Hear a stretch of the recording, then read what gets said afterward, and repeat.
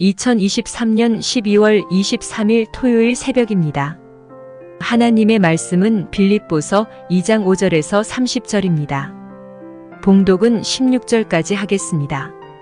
너희 안에 이 마음을 품으라 곧 그리스도 예수의 마음이니 그는 근본 하나님의 본체시나 하나님과 동등됨을 취할 것으로 여기지 아니하시고 오히려 자기를 비워 종의 형체를 가지사 사람들과 같이 되셨고 사람의 모양으로 나타나사 자기를 낮추시고 죽기까지 복종하셨으니 곧 십자가에 죽으심이라. 이러므로 하나님이 그를 지극히 높여 모든 이름 위에 뛰어난 이름을 주사 하늘에 있는 자들과 땅에 있는 자들과 땅 아래에 있는 자들로 모든 무릎을 예수의 이름에 꿇게 하시고 모든 입으로 예수 그리스도를 주라 시인하여 하나님 아버지께 영광을 돌리게 하셨느니라. 그러므로 나의 사랑하는 자들아, 너희가 나 있을 때뿐 아니라 더욱 지금 나 없을 때에도 항상 복종하여 두렵고 떨림으로 너희 구원을 이루라. 너희 안에서 행하시는 이는 하나님이시니 자기의 기쁘신 뜻을 위하여 너희에게 소원을 두고 행하게 하시나니 모든 일을 원망과 시비가 없이 하라.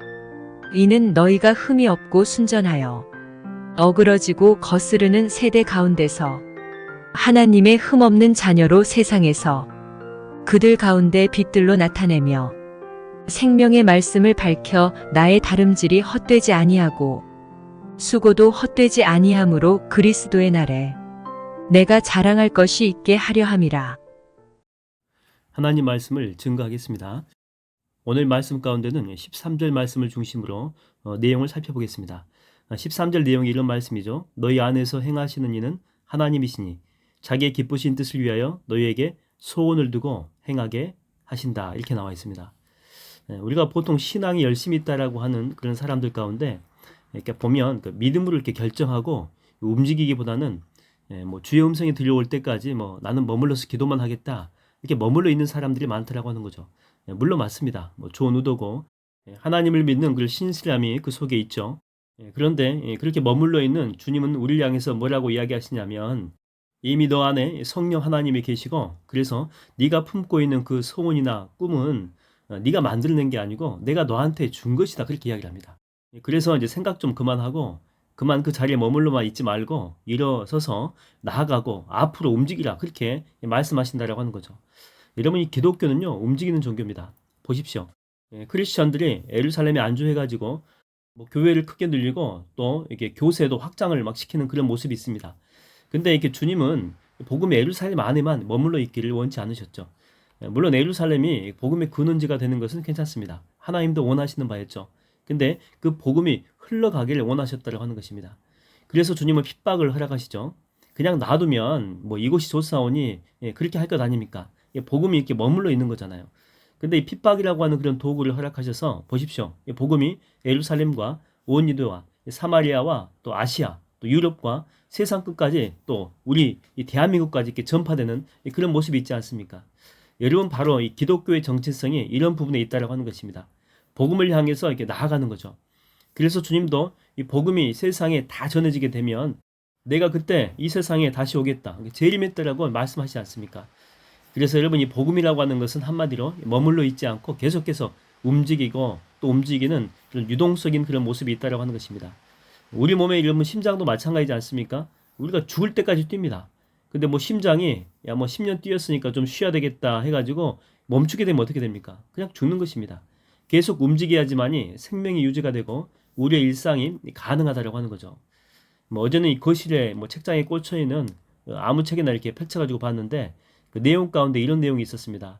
그 책의 뭐 저자의 아마 후배 이야기 같은데 후배가 이제 젊을 때 워라밸을 이룰 그 목적이 있었다는 거죠. 그래서 뭐 투자를 하고 또 뭐 부동산을 사고 그래서 나름대로 이렇게 성공을 합니다. 30대 후반밖에 안 됐는데 100억대 자산가가 된 것입니다. 그래서 제일 처음에 한 게 뭐냐면 다니던 직장을 내려놓고 쉼의 시간을 가진 거죠. 그 워라밸을 마음껏 누릴 수 있는 그런 사람이 된 것입니다. 그래서 그 후에 뭐 돈도 많고 시간도 많으니까 아내와 아이들과 뭐 세계 여행 다니고 뭐 자녀들도 이제 뭐 유치원 다닐 그런 아이들인데 뭐 최고의 유치원 보내고 하여튼 원하는 것은 다 누리고 뭐 이렇게 하고 싶은 것도 다 하고 그런데 딱 1년이다라고 하는 거죠. 1년. 그렇게 1년을 이렇게 보내고 나니까 극심한 우울증에 걸렸다라고 하는 것입니다. 직장 때려치고 이렇게 쉬면 좋을 줄 알았는데 그게 아니다라고 하는 것입니다. 그래서 이 사람이 다시 취업해가지고 회사에 또 들어갑니다. 그렇게 탈출하고 싶었던 곳이라고 했던 바로 그곳이 알고 보니까 자기의 자존감을 확인할 수 있는 곳, 또 자신의 삶의 회복이 있는 곳이라고 하는 그 사실을 깨닫게 된 것이죠. 그러니까 보람이 있는 곳이라는 거예요. 움직이고 활동하고 열심히 사역하는 것이 행복이라고 하는 그 사실을 깨닫게 된 것입니다. 그러니까 그 사람이 다시 회사에도 들어가니까 우울증 사라져 버리고 이 삶의 그 자존감도 높아지고 활력도 다시 생기게 되었다고 하는 것입니다. 여러분 이스라엘 이렇게 지도를 보게 되면 갈릴리의 이제 북쪽에 갈릴리 호수가 있지 않습니까? 더 북쪽으로 한참을 가게 되면 헐몬산이 있습니다. 이 헐몬산은 1년 내내 눈을 머금고 있는 그 만년설이 있는 그러니까 눈이 계속 있는 그런 산이죠. 엄청난 눈을 산에 가지고 있습니다. 그런데 그 눈을 계속 이 헐몬산이 가지고만 있으면 그냥 뭐 눈산이다 이럴 텐데 이 헐몬산이 장관인 게 뭐냐면 녹으면서 밑으로 계속해서 물이 돼가지고 그 눈 녹은 물을 흘려보내는 그 모습입니다. 그 모습 정말 이게 장관이다라고 하는 거죠. 그리고 그 흘러내리는 그 눈으로 이 가이사라 빌리포라고 하는 휴양지도 만들어내고 또 흘러가가지고 갈릴리 호수도 만들어내지 않습니까? 또 여러분 이 갈릴리 호수도 마찬가지입니다. 그걸 받아가지고 자기만 가지고 있지 않습니다. 계속해서 흘려보내잖아요. 그래서 항상 이 갈릴리 호수는 신선함을 유지할 수 있고 또 고기 종류도 엄청나게 많이 있다고 합니다. 그래서 이 갈릴리 호수의 물은 머물러 있지 않고 움직이고 계속해서 흘러가다 보니까 이 생명력이 강력해지는 그런 모습이 있다고 하는 거죠. 여러분 안에 이미 하나님이 하나님의 소원을 두셨습니다. 그런데 뭘 지금까지 망설일 칩니까? 하나님은 여러분이 이제 자리를 박차고 일어서서 여러분 안에 두신 그 소원을 향해서 믿음으로 나아가기를 원하십니다. 우리 삶의 문제는 어디에 있냐면 생각이 아닙니다. 뭐 생각을 적게 했네 이런 게 아니죠. 행함이 없기 때문에 문제가 있다라고 하는 것입니다. 그래서 주님도 우리한테 자주 이렇게 말씀하시잖아요. 성경의 그 야고보서. 여러분 야고보서의 주제가 뭡니까? 행함이 없는 믿음은 죽은 믿음이다. 그렇죠? 그러니까 움직임이 없다는 거죠. 실천이 없다는 거예요. 믿음이 있다라고 하는 게 뭐냐면 믿음은 그 머리로 아멘 하는 게 아니다라고 하는 거예요. 지적인 동의하는 거 있잖아요. 설교 시간에 뭐 합시다라고 하면 아멘 아멘 하면서 고개 끄덕여 주는 게 이게 아니다라고 하는 것입니다. 내 속에 하나님이 비전을 주셨다라고 믿고 그 다음에 나아가는 거예요. 행동하는 거예요. 앞으로 주님께서 나와 함께 하실 거라고 믿고 고난의 현장으로 뛰어가는 것입니다. 실천하는 것이라고 볼 수 있죠. 바로 거기에 진정한 믿음이 있다라고 하는 것입니다. 우리나라의 그 조선시대의 그 사상적인 흐름을 전반기는 성리학이고 후반기는 실학으로 이렇게 구분할 수 있죠. 성리학과 실학을 이렇게 비교하게 되면 실학이 훨씬 더 우리 삶에 긍정적인 영향을 많이 끼쳤죠. 또 실질적인 영향도 마찬가지고 성리학은 이게 사상적인 그런 측면이 이게 강하죠. 근데 반면에 실학은 그 실천적인 측면이 훨씬 더 강합니다. 물론 성리학은 우리의 정신을 풍요롭게 해주긴 합니다. 그렇죠? 근데 계속 그 자리에만 머물러 있으면 머리가 터져요. 그러니까 머리만 풍성해진다라고 하는 거죠. 그러니까 머리가 이게 교만덩어리가 됩니다. 그게 실학으로까지 가야지만이 실천하는 데까지 가야지만이 실질적으로 우리 삶이 풍성해질 수 있다라고 하는 것입니다. 여러분 우리가 이 기도가 중요한 줄 다 알죠? 모르는 사람이 어디 있습니까? 근데 계속 기도만 한다라고 이 기도원에만 머물러 있어봐요. 사람이 이상해진다니까요. 우리가 기도를 하는 목적이 뭡니까? 기도원 안에 머물러서 시간 때우면서 기도하는 게 목적이 아니잖아요. 주님의 뜻을 물어서 깨닫고 움직이고 실천하는 거 있죠. 움직이는 거. 근데 나중에는요. 그 자체를 즐기는 사람이 있다니까요. 기도 자체를 위한 기도만 하는 사람이 있어요. 신림동에 가게 되면 고시하는 그런 재수생들이 많이 있는데 뭐 지금은 모르겠습니다. 근데 제가 뭐 공부할 때만 해도 5수생, 뭐 7수생, 뭐 10수생도 엄청 많이 있었습니다. 근데 나중에 그들의 그 라이프 스타일을 보게 되면 그냥 고시생 그 자체입니다. 그 정체성이 그냥 고시생이에요. 원래 이렇게 공부하는 목적이 뭐였냐면 그곳에서 공부해서 열심히 해서 공직사회에 나가려고 합격해가지고 그래서 거기에 들어온 거거든요. 근데 나중에 이게 뭐 합격하기가 어려우니까 그 생활에 또 너무 익숙해지다 보니까 그냥 정체성 자체가 아예 바뀌어져 버렸다라고 하는 거죠. 그냥 그들은 그냥 고시원 자체에 머물러 있는 고시생이 돼버린 거예요. 그러니까 참된 공부의 목적을 잃어버렸다라고 하는 것입니다. 여러분 우리가 밥을 먹는 이유가 뭡니까? 그냥 살려고? 아니잖아요. 그것만이 목적이 아니잖아요. 밥 먹고 힘내가지고 에너지 발산해가지고 무언가를 할 수 있는 그 활동성에 그 목적이 있다라고 하는 것이죠. 바울이 교회를 개척하고 이 복음을 세상에 증거하고 또 이게 제자들을 양육했지 않습니까? 엄청난 사역을 감당했는데 그냥 이 모든 사역이 자리에 앉아가지고 기도만 해갖고 됐습니까? 그렇지 않죠. 기도는요, 그의 삶의 알파 오메가 맞습니다. 항상 있었던 건 맞아요. 그리고 한때는 기도에만 집중할 때가 있었습니다. 바울처럼 여러분 기도의 대가가 어디 있습니까? 3층전까지 본 영안이 열린 사람이라니까요. 근데 바울을 우리가 이야기할 때에 기도의 사람이라기보다는 활동하는 사람, 선교하는 사람, 복음을 위해서 뛰는 사람, 이런 이미지가 훨씬 더 강하죠. 기도는 바울의 모든 사역에 스며들어 있었던 건 맞습니다. 그렇지만 기도를 위한 기도를 한 사람이 아니고 바로 그 기도의 힘으로 또 능력으로 현장에서 발로 뛰는 사역자였다라고 하는 것입니다. 여러분, 하나님은 여러분을 믿습니다. 그래서 여러분의 행동과 사역에 반드시 열매가 가득할 것입니다. 왜냐하면 여러분 안에 바로 그 마음의 소원을 주신 분이 하나님이시기 때문에 그렇습니다.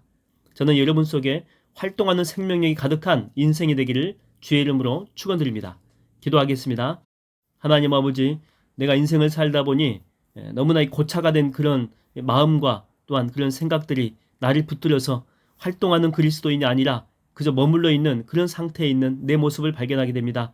복음은 자꾸만 움직이는 거고 또한 움직이다 보면 사람들에게 영향력을 끼치는 것인데 하나님, 내 자신도 복음의 사람이라고 하면서 나는 왜 이렇게 머물러만 있는지, 고착화되어 있는지, 하나님 생각도 사고도 마음도 육신도 마찬가지입니다. 오늘 다 깨 부셔뜨려 주시옵시고 이제는 복음을 위해서 움직이고 내 마음에 소원을 주신 분은 하나님이신데 이 소원 또한 이 비전을 가지고 하나님의 복음을 위해서 열심히 살 수 있는 충성된 마음, 실천하는 마음, 행동하는 믿음 허락하여 주시옵소서. 감사드렸고 예수님의 이름으로 기도하옵나이다. 아멘.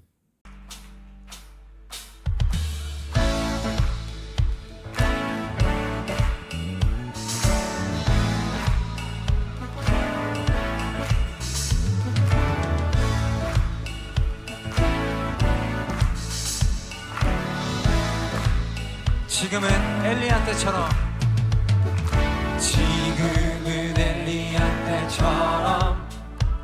주 말씀이 선포되고